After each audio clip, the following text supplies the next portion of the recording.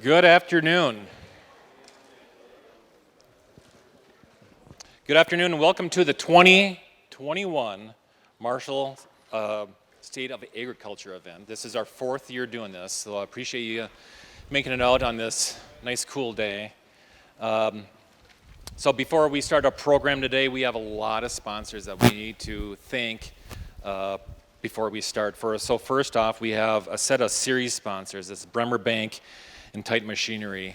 So we have about 4 to 5 events throughout the year, and we want to thank Bremer Bank and Titan Machinery for their series sponsorship.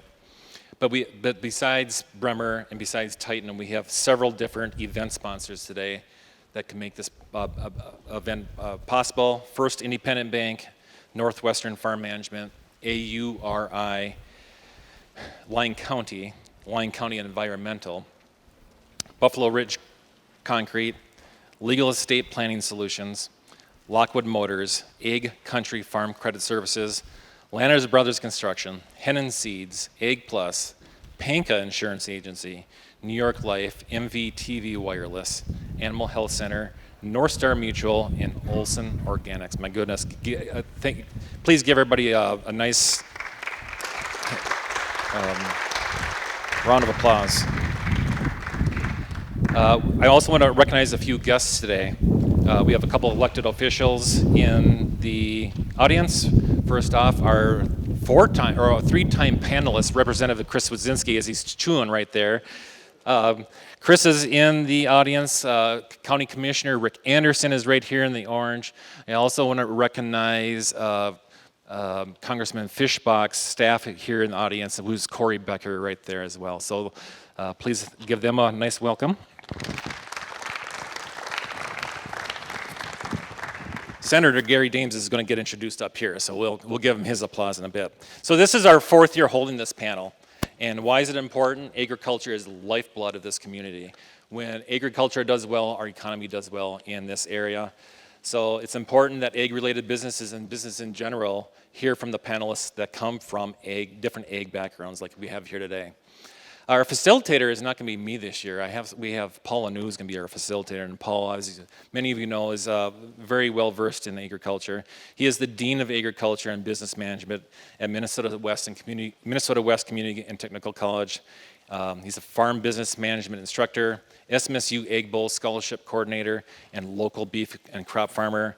And I think he's expecting child number 7 here in a few months as well. So let's welcome Paul up, and he's going to introduce the rest of our panelists. All right. Thank you, Brad, for having us here today. I really do appreciate it, and thank you all for coming. On behalf of the Marshall Chamber of Commerce and Ag Committee, we really do appreciate your support. For our group, this is our largest activity that we have. Brad had mentioned some of our other activities and sessions that we do for workshops, and we're glad that you're able to join us here today. This is something that we started a few years ago, just recognizing that ag is important, and how do we bring some of our local experts to the table. So without further ado, here we go. So our first panelist, we're going to have Mike Borboom. Mike, if you can come on up and start getting yourself suited up here. Mike Borboom is the CEO of Borboom Ag Resources, which is a family farming operation that produces about 400,000 hogs, market pigs annually. Mike also serves on the board of Holstone Foods, a farmer-owned packing plant in Fremont, Nebraska. So please welcome Mike.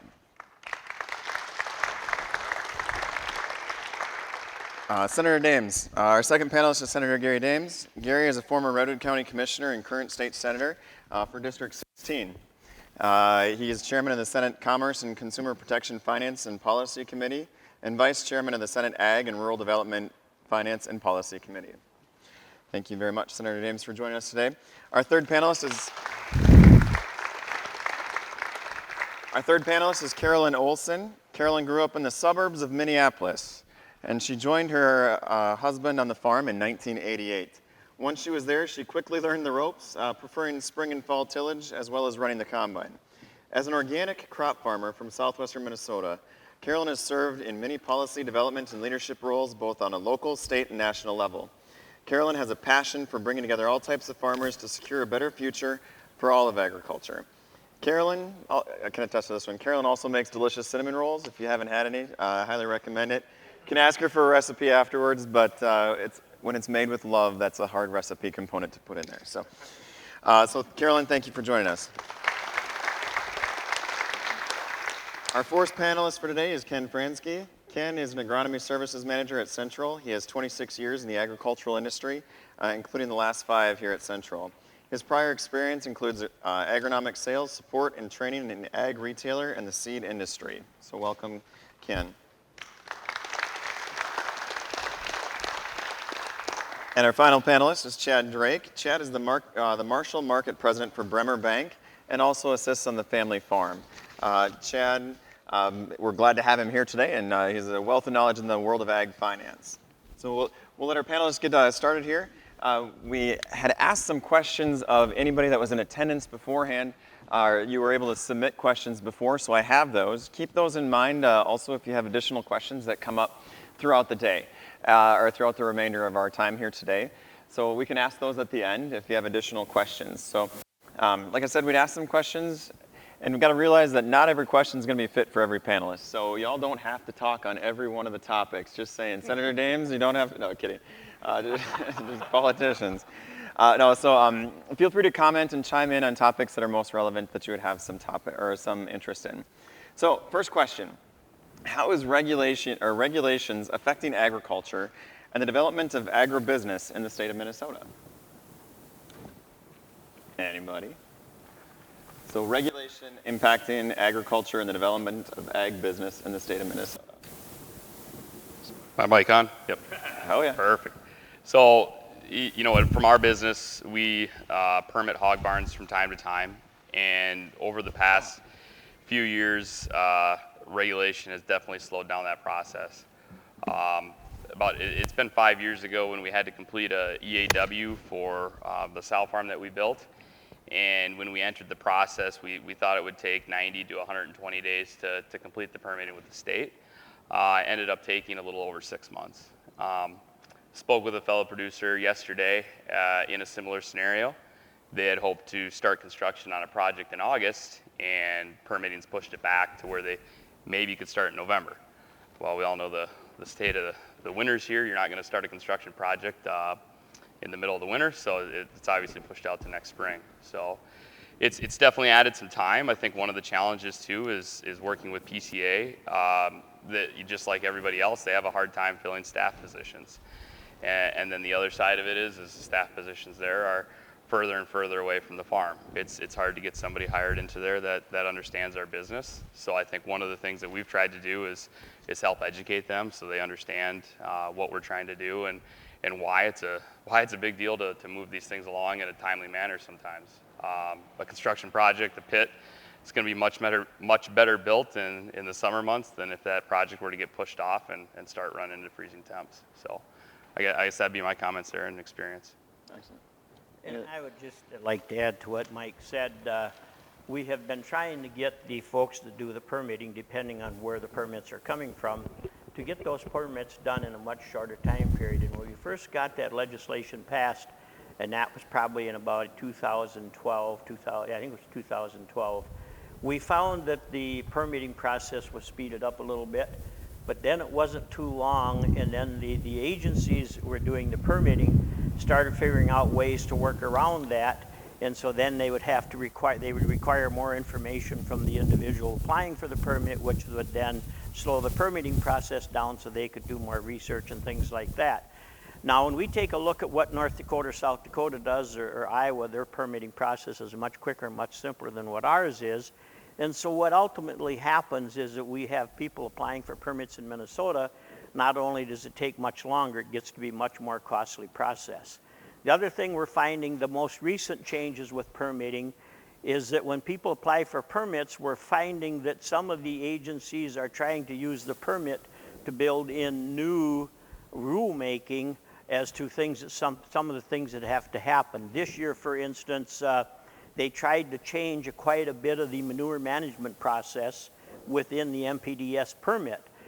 We were able to slow that down, but it's things like that that really make it tough on producers and really makes it tough for them to expand or want to expand, because there's all these little hidden things that keep getting thrown in. So that's something that both Representative Swedinsky and myself worked very hard on to try to slow those things down, but permitting in Minnesota is still a process and it's still a problem.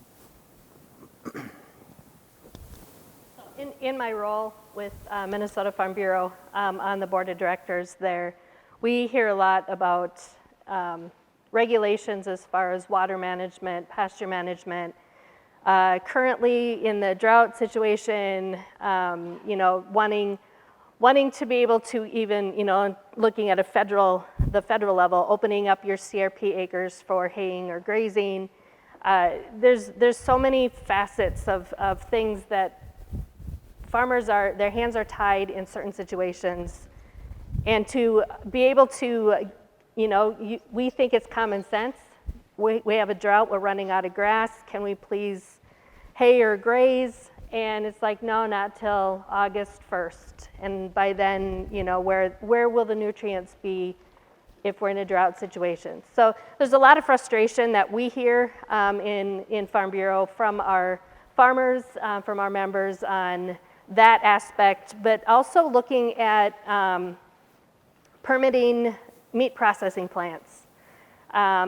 If we wanted to open up a butcher shop on Main Street, the permitting takes so long and then there's if you want to sell a certain, if you want to sell retail, you have to have a USDA established facility that is inspected. But to get a USDA inspector in a rural area like Marshall is difficult because, again, the employment and the availability. So it's been a struggle, especially in Southwest Minnesota, in our region, to be able to even open a meat packing plant on Main Street or, in any small area. So, our members would like to see streamlined permitting across the board, things that make sense, and equivalency agreements so that you can sell meat on the counter where you don't have to sell it on the hoof. That will enable people to have an outlet for their animals should we have another situation that we had with the supply chain disruption. So, Any other thoughts on regulations? The only thing I'll add, Paul, working with growers at the grassroots level is I think we're continuing to be in the area where we're being asked to do more with less. If you look at it from a national, global level, there's a lot of scrutiny on EPA approving certain pesticides, as an example. Manure management was mentioned. So we're forced to do more with less, but that's good in a way because we have to do better with what we have. But it takes more time to do it, and it's probably under a more microscopic look by people outside of ag that maybe don't understand our industry but have different opinions on what environmental sensitivity looks like in stewardship of our number one resources, which is land and water, all the way around. So it's going to continue to be a battle. That's an uphill trend, not a plateauing trend, I believe. I guess since everybody has to speak on this topic, right? I don't really have a lot to add. I think the timing thing is a pretty critical piece. Whether it's on the building permits or like the grazing and things of that nature. But I mean, if you really want regulation, you should just come try to run a bank for a while, and then we can go from there. So Yeah. Well, appreciate that, all the panelists. I realized I was so excited about getting into the questions. I forgot to let you guys talk about your general areas, so my apologies on that. So we're going to backtrack a little bit. So we got our first question out of the way. But if any of you, as panelists, want to kind of give a general overview of your areas, because we have a very diverse group of panelists up here. And so kind of just a 30,000 level feet of what you're seeing and what's going on, and maybe that'll spur some additional questions too. So if anybody wanted to start, go ahead. You don't have to go in a line all the time too. You can... Earlier, Chad Drake, I run the local Bremer Bank here. Most of my expertise is in the financial industry. I've been in it 23 years. I would just say, big picture ag out here when it comes to the financial situation. Kind of interesting. We came through a couple really tough years. Lots of stress in the portfolios. I think most banks would agree with that. And of course, with some government assistance last year, decent yields and some price rebound here. Now we're having different discussions and kind of just back into the conversation that Mike started. We had a lot of producers that weren't looking at doing much, suddenly looking at, hey, now our cash flows are looking a little bit different, and just having, some real struggles to get some permitting done to get anything done this year. So now we're, really pushing that into a 2022 thing. So. We'll keep going down the line. Good afternoon, Ken Fransky with Central Crop Consulting. We're a cooperative-based company here based out of Marshall, just south of the airport. And in my role as agronomy services manager, I get to kind of umbrella across our 50 consultants. Our other departments outside of agronomy are precision ag and environmental services. So we get knee-deep into the producers and really wrap our arms around their operations with them on all the decision-making processes, from seed, crop protection, fertility, livestock, and programs, and anything that a grower can kind of think about. I believe our company can assist with that. We have 2 engineers on staff now to help with new project development, expansion project, minor site evaluation, and I would reiterate what Chad says. I think the term I like to use is I think our ag economy in southwest Minnesota is optimistic in a cautionary way, and I think the drought is influencing that a lot. If it would have been raining every day, I think the optimistic level would have been crazy high right now, but then we would have been complaining about lower commodity prices. So it's never a perfect game we get to play out, unfortunately. So I'm Carolyn Olson. My husband Jonathan and I farm south of Cottonwood. We are organic farmers, so all of our cropland is certified organic, but we also raise pigs for boer booms, so good to see you guys. We've been on our land for 100 years. Well, the family has, not us, but we have a century farm there, and we're pretty proud of that. I serve on the Minnesota Farm Bureau Board of Directors. I have 12 counties in southwest Minnesota that I get to represent on the state level.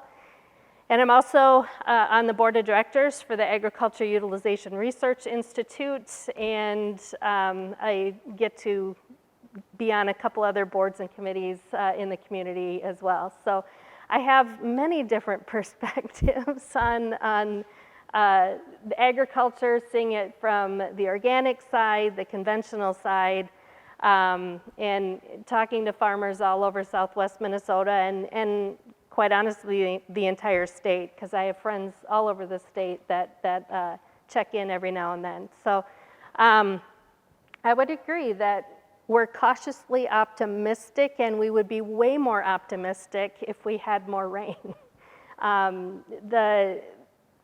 The tenor of text messages whenever anybody gets rain, the excitement even for 1/10 of an inch is incredible right now. So we're hanging on to every drop, but that's just kind of the optimism that people are holding right now with the higher crop prices. So it's a pleasure to be here as well, and I thank you all for taking time out of your day to attend this event. And I'm Gary Dames. I represent Senate District 16, which includes Lyon County at the Minnesota Senate. I just completed my 11th year, and the committees that I've served on over the years, I've been on the Ag Policy and Finance Committee for 10 of those 11 years, 6 of those years as a vice chair and 4 of those years as a ranking member. I also chair the Commerce and Consumer Protection Committee, which oversees banking, insurance, investments, alcohol, cemeteries, and a few other things that go with it. Also serve on the Housing Committee this year, and I served on the Education Committee for 8 of the 11 years. As far as other committees, there are several other committees that I serve on as part of my duties as a senator. I served on AERI for a while, and then I've served on the Minnesota Agricultural Education Leadership Council, currently serve on that. I have been one of the leaders on the Senate caucus. I did step down from that position last fall. But as far as agriculture is concerned, it's very interesting what we see in how different parts of the states are different part of the states are affected by different things. But there's one thing that's a common theme across the state, and that's the resiliency of rural folks, the resiliency of agriculture. And you folks have had some really tough things thrown at you over the years, and it's always, you folks have always stepped up to the plate, figured out a way to work with it, and moved forward. So the drought is certainly going to be an issue. It's not just a small area, it's quite a large area, so I think that the impact of that is going to be greater than what we may think at this point. But like I say, agriculture has been very resilient, and hopefully we get through this like we have many other things.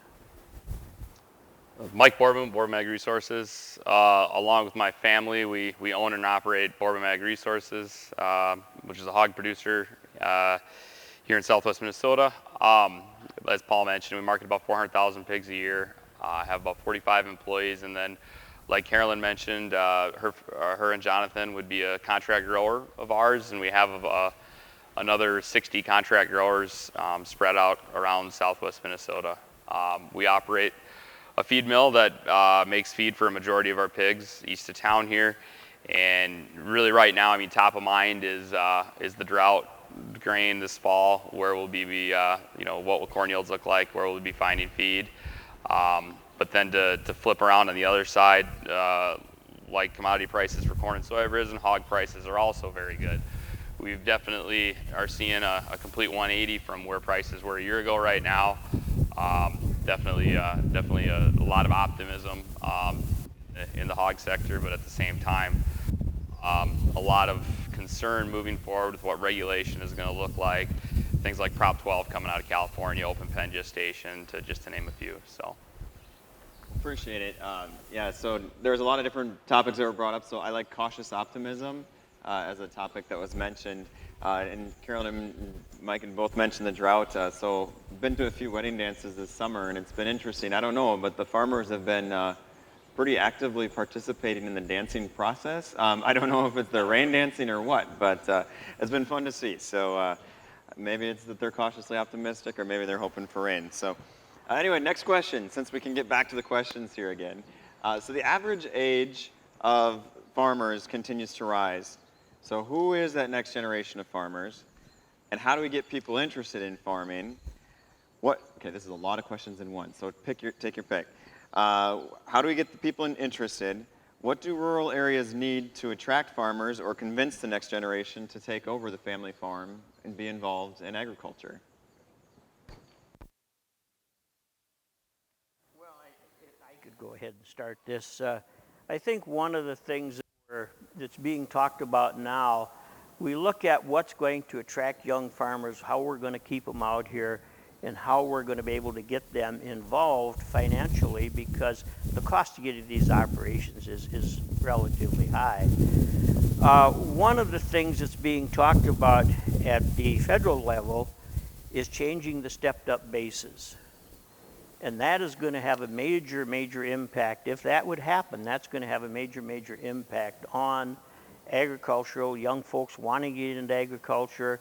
It's going to have a major effect on businesses, because it amounts to is when people do their estates, currently, if you have a piece of land you paid $300 for, and now that land is worth $8,000, you can use the stepped-up bases within the tools that you have when you do your estate planning, and part of what they call the pass-through.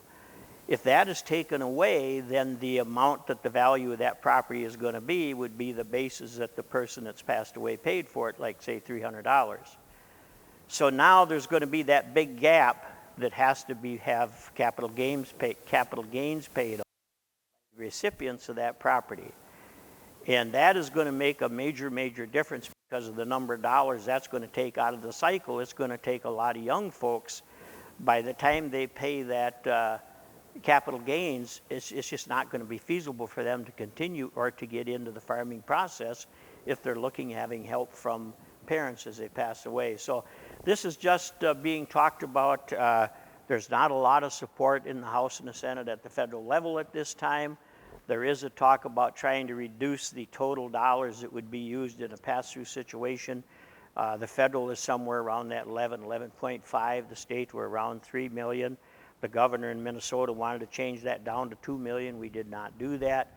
The federal, I don't know what they're going to do, but what Biden would like to do is on the increase in the basis, what he would like to do is limit it to $1 million per person, $2.5 million per family, and that could have a major bearing. So that's just one of the things. There's a lot more things that are probably much closer to what's happening today than that is, but that is something out there that'll make a major change.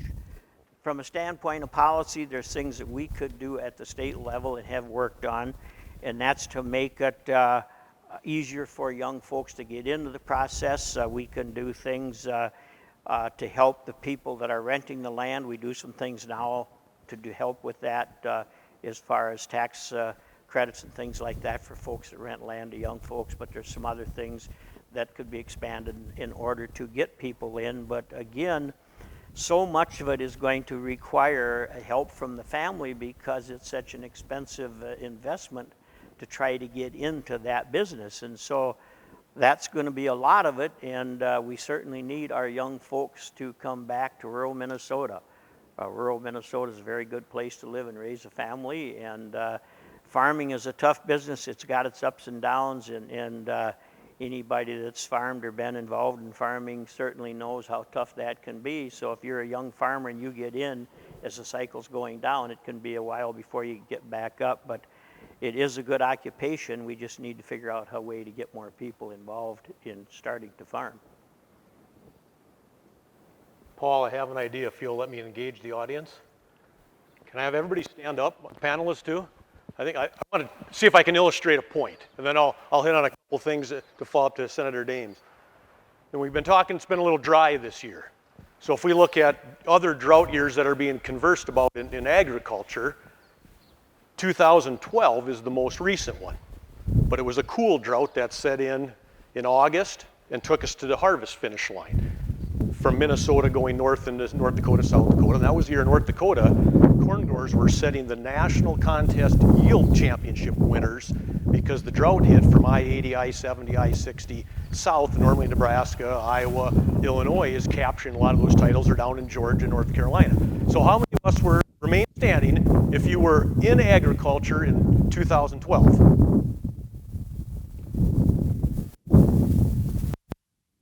That number is absolutely shocking to me, Paul. I did not expect that many people to sit down. This might not work anymore. I'm gonna keep rolling with it, okay? The big analog year that we're really talking about in ag was in 1988. Hardcore drought, heat set in early, May, June, it just wouldn't rain, and it stayed hot. And we're breaking a few of those records for a number of 90-degree days in like the month of June, maybe less rainfall in certain areas. So how many of us were involved in agriculture in 1988? So how many years ago was that? 34. 34 years. It'll be my 34th wedding anniversary on August 20th. Can you remember your corn, soybean, or wheat yields in 1988? They were about 30 to 40 bushel the acre, and the corn was barely knee-high. So Paul, that's how bad it can be. You know, when we're livestock producers, I had a grower back in May catch me on the side of the road scouting and said, in 1988 I had corn. This is in Lac-Parle County, so jump 2 counties north of Marshall. My corn did 56 bushel, my wheat did 19, and my soybeans did 20 in 1988. Similar soil, similar climatic conditions really to what we're standing here in Marshall today. The other big drought year that gets talked about a lot is 1976. Who can remember 1976 or the storybooks? Okay, so I'm going to sit down now. I was alive then, but I was too young to really give a crap about 1976 and how dry it was. I can remember 88 in football on porcupine quills that were technically called grass and turf. You ate more dust than you drank water, it seemed like. Now we've got down to the final few, and this is where history has to be respected. How many of us can remember the drought of the mid to late 1930s? That probably had the persistence power of drought that lasted a handful of years versus maybe only one crop year, or in the case of 88 and 76, it probably lasted maybe 2.5, 3 years. We were pretty dry a year ago in a lot of southwest Minnesota and the eastern South Dakota, and we're coming through it and maybe living some of that lack of moisture this year, and we'll see what this fall and summer brings yet. and next spring of what 2022 will look like. The reason I also wanted to do that, Paul, is I probably could have did it on demographics of where are our ag people going to come from. My rough math said about half of the group sat down that weren't in ag in 2012. That's just 9 years ago, 10 years ago. That's amazing. So there's an influx of people, evidently, realizing that ag, to Senator Dame's point, is a good place to work. It's a good occupational system to be involved in. It's one of the most notable ones to be involved in. I mean, if we can't feed the world, what do we get? Disruption and war. That's been proven historically. But I think if we look around, how many of us can raise our hand and that's an active farmer and has a son, daughter, grandkid, maybe a spouse, a marriage that came into operation? See, that's the pool we have to tap into. Because my kids, the 4 of them, aren't going to take over my little hobby farm. I don't see the writing on the wall. None of them so far have gotten into an ag-related college course, profession for the 2 that are currently working full-time. So we have to sell ourselves and educate the non-farming public, the non-ag communities on what agriculture is about. It's not just raising pigs, cows, sheep, horses, not just pulling a plow up and down the field. It's food security, it's national security, it's energizing the world through ethanol, green energies, things like that too. So we've got a lot of recruitment to do, it looks like, Paul. But the people are there. They don't understand how vast agriculture is. And that can be putting on a lab coat and goggles and working under a microscope all day long, or it could be somebody crazy like me and Tim Moline from Central, looking at corn rootworm beetles on a 95-degree day just because nobody else wants to do it. So there's all kinds of levels, or like Mike and the Boer Broom Group, feeding hogs every day, spraying their crops, protecting their crops, Carolyn as well too. So we're our best kept secret. We got to tell our story. Tim's not looking for beetles on a 95-degree. Let's start his windshield, maybe, Chad. Our family is not coming home. We have 3 daughters. Currently, one lives in Illinois, one lives in South Dakota, and one lives in Los Angeles. And it's not that they aren't familiar with it. That's not where their gifts are. So it's up to us to figure out which one of the nieces and nephews might want to take over. We have one that farms close by, but we don't know if he would want to take over, and we doubt that our land would continue to be under organic production. But we hope that that's a long way down the road for us, so that we have time to maybe recruit somebody else from the family to come home. But the thing that my kids look at when they come home is, what is our broadband access? Is it feasible to have a spouse working from home if the other spouse is working on the farm or working for a central or a place like that? What is the child care like? Should both spouses be working on the farm? Do we have adequate child care? There's a lot of things the rural areas need to thrive that young farmers and ranchers also need to thrive in their communities. And I think we need to bigger picture. What is it that we can do in our rural communities to make our communities stronger, but to make it so that people want to come home and their only opportunities are in a larger community? Those are things that we talk about in many board meetings on many different organizations, is how can we be better? I think Carolyn brought up a lot of very good points there. Fortunate that I came back to the area in 2009, and basically from that point forward, with our family, we started a transition plan to transition leadership and ownership of the family farm, and I appreciate the foresight that both my parents, put forth for that. I think one of the things that needs to happen is you have to have an active generation 1 that's willing to let things go, right? Too often, you see producers where the young farmer who's 55 finally gets to buy seed for the first time. It's like, so you need to have both generations actively involved in the process, right? And then you hit on the broadband issue. We had a contract grower who recently moved home and took over the operation. But the sole factor that was holding him back from moving home was his wife worked remotely, and they didn't have fast enough internet. So they're finally able to get fiber to the farm site, allow him to move in there. The older generation moved off, and now he's doing a lot of cool things. So there's a lot of factors there, and I think one thing some of the farmers forget is that we need, and people in ag, we need that thriving community, because it supports all of us, not just the people in town. It's everybody. So that's our ag industry, not just the active farmers and farm wives and families, because ag's a global business. I mean, we're selling over e-commerce faster than anybody is in today's technology age. I mean, I don't know the last time I set foot in a store, to be honest, because I hate shopping, number one, and my wife's really good at it. But we probably have a UPS or a FedEx or a speedy delivery truck go up and down our driveway daily. And that's a different buying habits, and ag's a big part of that. So I agree with Carolyn and Mike. You know, the technology side of, you know, Wi-Fi and high-speed internet. Boy, if we can't get that, it's going to be a tough recruiting mission for us in ag businesses, farm production, and things as well too. Well, many of you touched on topics like with bringing the family back and stuff like that, but I've seen some other farms too where they bring in a hired hand to transition, recognizing that there just isn't those people in the family.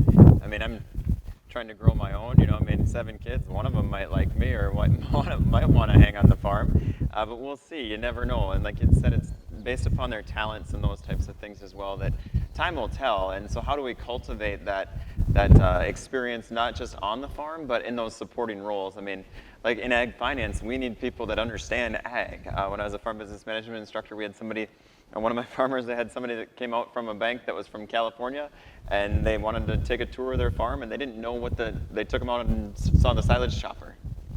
And the person's like, that's awesome. I have no idea what it is. You know, I mean, and that's terrifying for me as a farmer.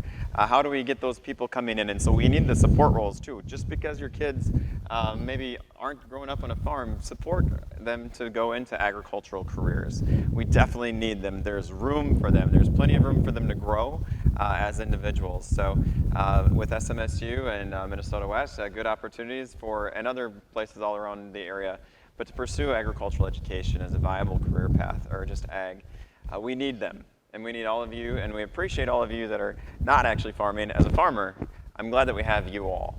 So thank you for that as well. So we've talked a lot about drought, a few times on that. So this is more of a question that's more focused specifically, so on like the status. So if we don't get rain in the next 10 days, how is it gonna look for crop yields? And how does that impact your operation or your business? It definitely sounds like a banker question, Chad.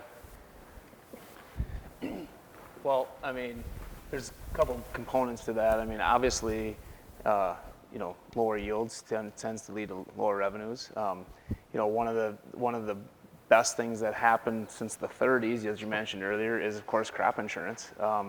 That provides this lower buffer. With the prices where they are, you know, I think a lot of people would tell you the worst possible spot you can be is just right at your crop insurance yield. And so, you know, I think everybody wants to produce a crop. I mean, nobody feels good about collecting a crop insurance check. And so, you know, at the end of the day, I think that, you know, that's point number one. The second piece, I guess I would just say is, as we built cash flows this year, I mean, based on where the prices were, you know, for establishing crop insurance, I mean, cash flows were there probably. So most people, what we saw, buying up, you know, with additional revenue available, bought up levels, things of that nature. So I think from the banking perspective, I think we feel pretty good that our portfolio, and I don't think our portfolio is significantly different than any of the other bankers that are in the crowd today. I think we all kind of, you know, sink or swim the same way type of thing. And so I would just say, you know, I think we feel pretty good, but you just, one poor year of yield, you know, tends to create that potential stress level for the next year. And so, yeah, I guess 10 days from now, I don't know. I don't know if my feelings will change. I mean, we need rain, and we need to get some decent yields, and I guess if we don't, we'll just have to have additional conversations that additional planning conversations, things of that nature. So. Yeah, I think that the simplest agronomic answer I can provide, Paul, if it doesn't rain in 10 days, it's going to look drier and worse. And significantly. So then to answer that, if it doesn't rain the next 10 days, it'll be harder to buy corn than it usually is and than it is right now. Our geographic footprint is definitely going to have to be larger from where we pull corn from. Likely be more corn coming from areas that have received rain, pockets and spots to the east. In the past few years, Southwest Minnesota has been blessed with really good crops, and with that, we've exported a lot of corn out on the rail, more than we had in the few years before that. So that's obviously going to change this year. Basis is going to be a very different game than what it has been the last couple, and the corn will be there, and the other fear for us, it's how far do you have to go to get it, and the other fear for us is livestock producers is just quality, the amount of toxins that'll be in the crop that we do have, what will the test weight be, and it just could be ugly. I'm definitely not looking forward to feeding new crop corn versus the quality that we've had of this past year's crop. We raise seed on a lot of our acres, small grain seed and soybean seed, and if yield is reduced in the seed producing areas, that is less seed available, and we've seen what supply chain disruptions can do. So that is a concern as well, is seed availability. The varieties that you want to grow in the next year may or may not be available depending on what the seed growers were able to produce and if those seeds are viable.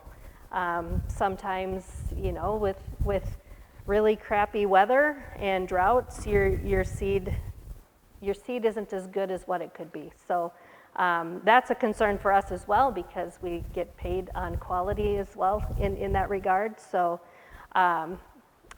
just even looking at, being able to grow what you want in the following years will be impacted if we continue to be dry. Excellent, thank you. So sustainability and carbon footprint have become the new popular buzzwords.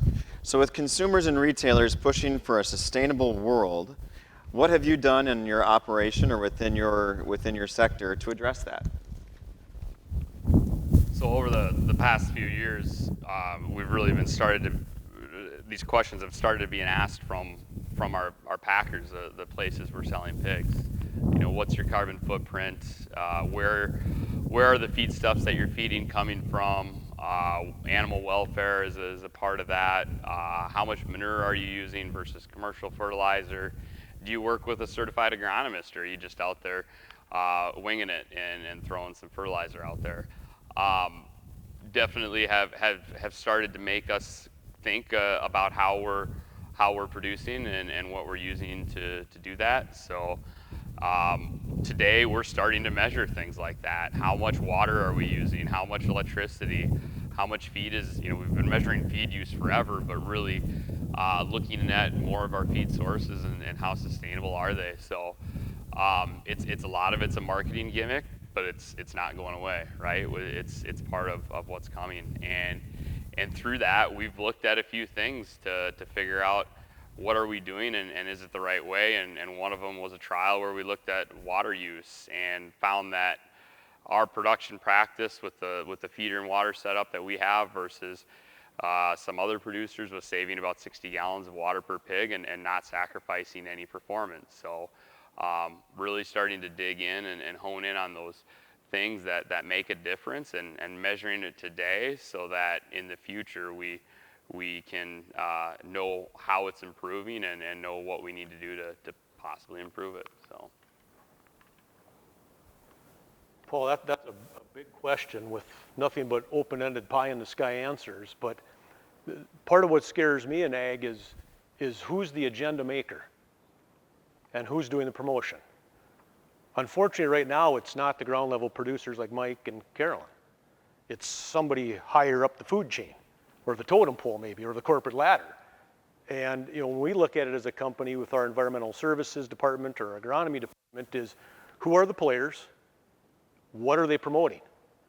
Right now in our ag industry, there's a lot of players promoting a carbon positive footprint, a new green revolution that's different from what Norman Borlaug promoted 50, 60 years ago, that are connected to selling the farmer a product or two that's going to plug a hole in this new green revolution or a carbon sequestration program. Most of them are unproven, but they sound warm and fuzzy. And they'll promote it to people to get it on the magic list. And the benefit for the farmer could be close to zero versus $1 or $10 or $100 an acre, whatever monetary value we have. And sustainability is also a tough word to define. We know we've lost soil, we know we've lost organic matter in 250 years of the United States pulling the plow after the Indians were here first. Native Americans, sorry, whatever the hell the textbook says they're called, I apologize. I still call them Indians because that's the way I learned them. Maybe they're Native Americans. But when the white man came, hooked up the first plow to an oxen or a horse or whatever it was, we know we've eroded millions and billions and trillions of tons of topsoil. Number one, our most precious resource. And with that goes organic matter. Those two are linked hand in hand. And then to Mike's point, managing water. Fresh water, non-salt water is the other most limiting resource on our planet, and probably in our universe system as well too. So things like stewardship of keeping the water clean, using as little as we can to produce as much as we can, whether that's feeding out a hog or producing a as well. I think we're missing it from the ground level up, Mike, on this carbon revolution. The key stakeholders aren't the ones doing the work. They're the ones doing the promotion. And that's disappointing to me, it's saddening to me, and it also inspires me how can we change that around a little bit. Any farmer that's involved in it, I commend you for doing your homework and your research, and I hope you don't lose money doing it, and I hope you make a little bit of money doing it, but you keep your eye on the prize down the road further, is I think there's a heck of a lot more money to come yet if we do this thing right at the farm gate level. Farmers are good at getting robbed. I hear a lot of confusion amongst farmers. What are carbon markets? How do we capture them? Where's the data on what practices should be done? There's so many theories out there. Is it going all no-till? Is it doing some tillage? Is it, there's the CRP acres, is that going to help us? Can we count those? Practices that farmers are already doing, they're, in the name of water quality, being good stewards of their land, are those going to qualify? And there's just no good hard data that we've seen that will say, yeah, we're ready for this. This is what this means. This is the definition. I mean, a lot of our organic practices could fall under, some of the carbon sequestration things.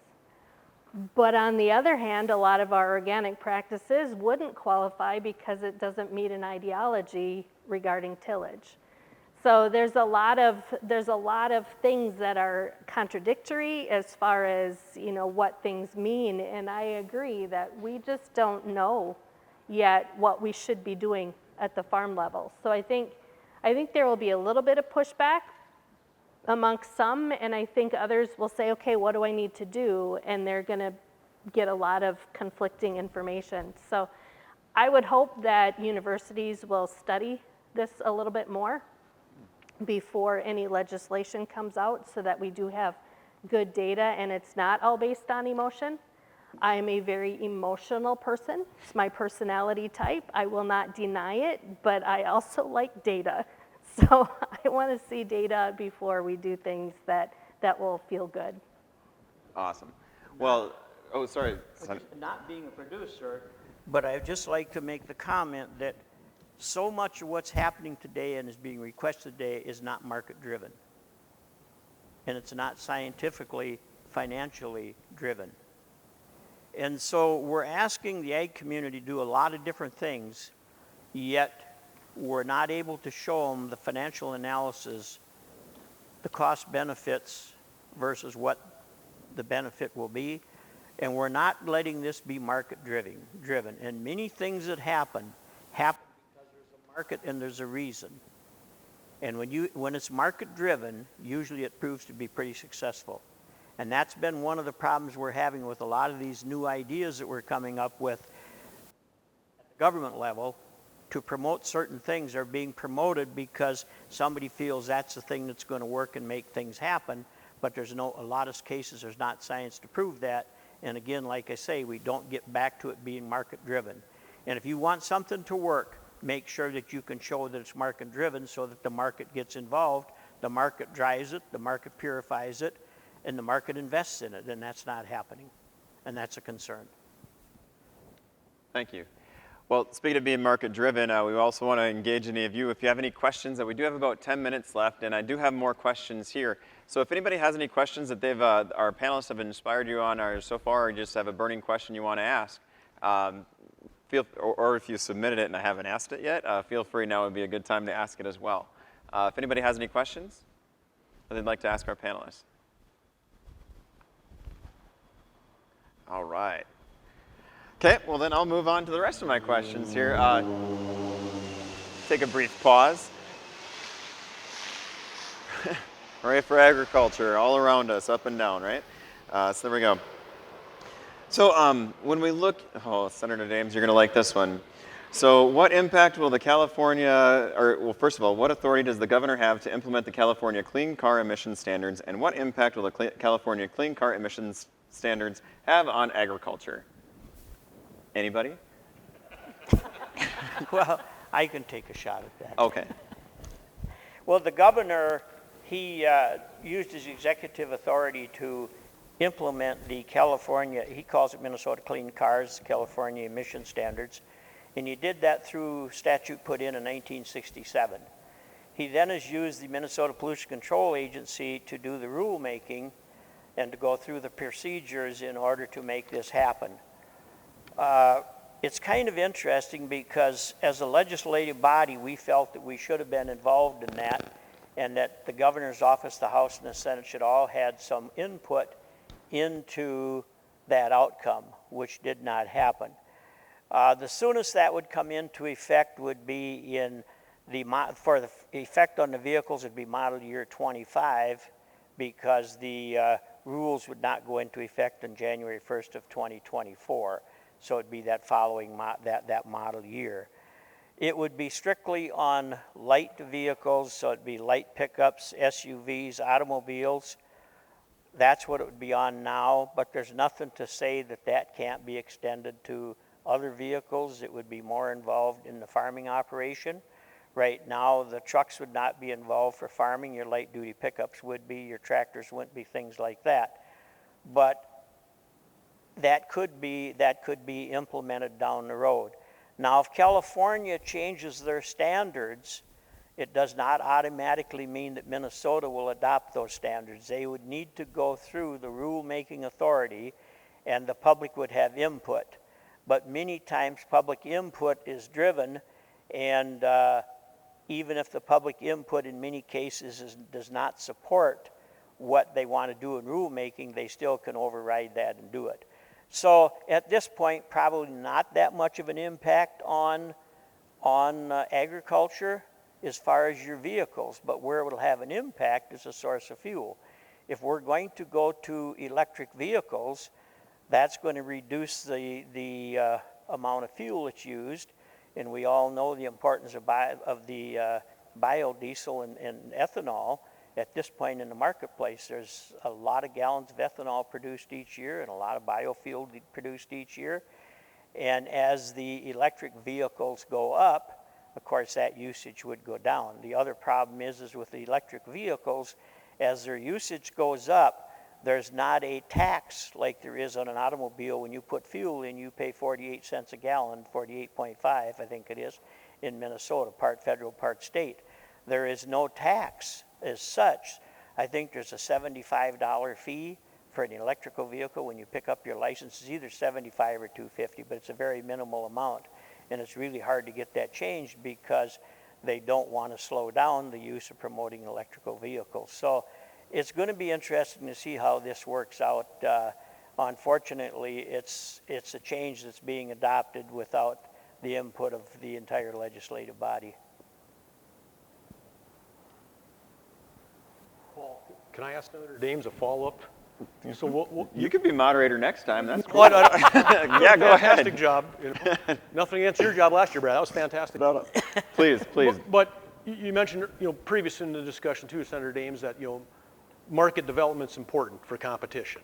So will electric fuels actually help ethanol and soy diesel grow in total market share, even though maybe in Minnesota it could create a shrink factor, but nationally could it actually be of a benefit because it might drive awareness of alternative, more clean energy-based fuels? Well, I guess that remains to be seen. My first thought on it would be probably not, because what's happening with Minnesota, and it's this way in California, but in Minnesota, a certain percent of the vehicles have to be electric-driven vehicles. So if you're a dealership in Minnesota, you're going to have to sell basically a certain percent of your vehicles are going to have to be electric vehicles. And so that's really going to make it tough in the marketplace.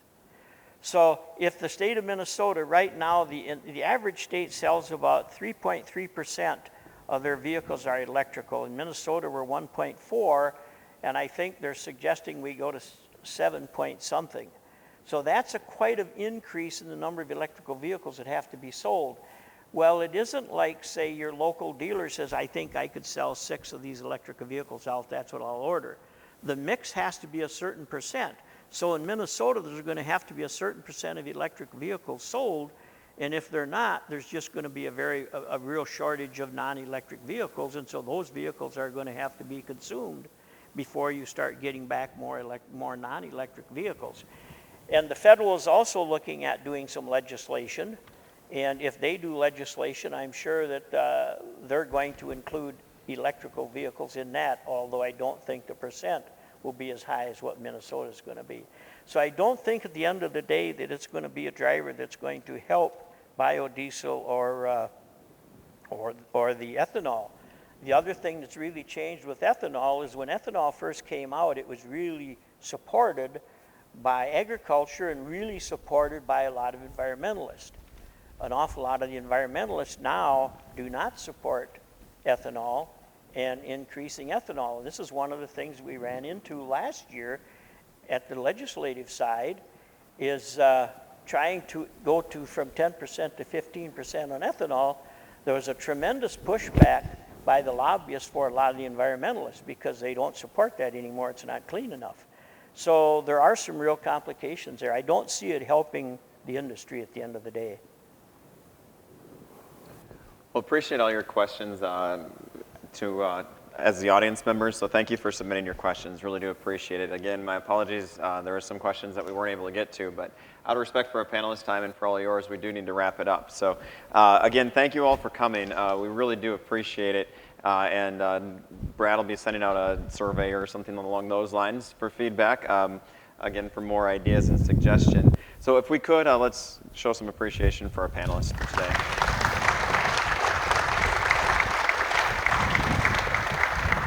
And also thank you to our sponsors. Again, we really do appreciate it to be able to put together an event like this. Just demonstrates our community's commitment to agriculture. As a person involved in ag, I really do appreciate it. So also as a reminder, we do have the Lyon County Fair coming up here very shortly, the 10th through the 13th, I believe. I don't know, I just know my kids, we've got 9 hogs, 7 cattle, and I don't know how many goats that are coming to the fair. So feel free to come on out. Should be a good time. On Saturday, there is a pancake breakfast from 7:30 to 9:30. We'll be recognizing the Century Farms at 9 o'clock up here on the stage. So we have 3 Century Farms that have been in existence for 100 years. We'll be recognizing them at that point in time. We'll also be recognizing the Lyon County Farm Family of the Year on Sunday at right before the ribbon auction, which would be at 11:45. in the main show arena. So we'll be recognizing them at 11:45, and then afterwards having the auction as well for the ribbons. Look forward to having you here, and definitely support the Relco Enrichment Center. Participate in that. It's a fantastic event. And they have a great demonstration for ag in our area, and I know that there's been a lot of updates there too. So look forward to seeing you all at the fair, and look forward to seeing you all next year. Again, thank you all for coming. We really do appreciate it, and let's all do some rain dancing on the way out, all right? So thank you all.